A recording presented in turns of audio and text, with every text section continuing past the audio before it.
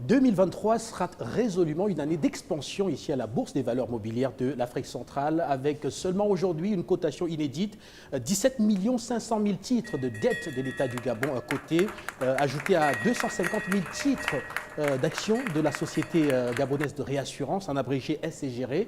Ce qui nous pousse à de nombreuses interrogations quant à la capacité de ce marché à véritablement s'ouvrir vers les épargnants de la sous-région, s'ouvrir également vers les investisseurs, vers les entreprises qui devraient ici saisir une opportunité assez importante de pouvoir financer leurs différentes ambitions, ce qui nous pousse aussi à nous retourner vers Louis Mbanga-Ntolo, qui est le directeur général de la Bourse des valeurs mobilières de l'Afrique centrale. Monsieur le directeur général,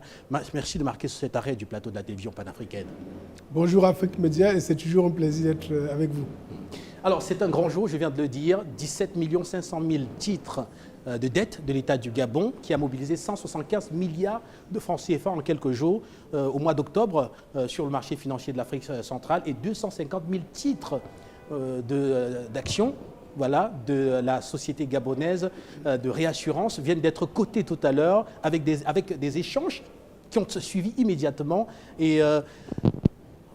déjà revenir avec vous sur cette séance de cotation en elle-même, du point de vue des engagements que vous avez pris et de la portée justement d'une telle opération sur ces engagements-là.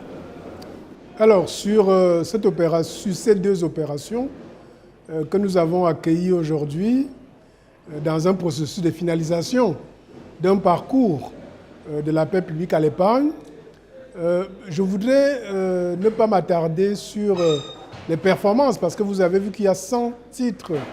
de l'État du Gabon qui ont été échangés, c'est-à-dire en une séance, et 10 titres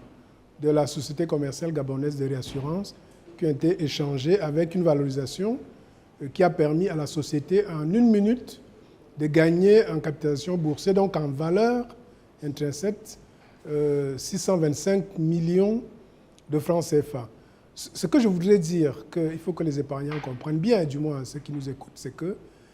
la capacité d'absorption de notre marché financier a été démontrée parce que ces deux opérations ont été conduites concomitamment.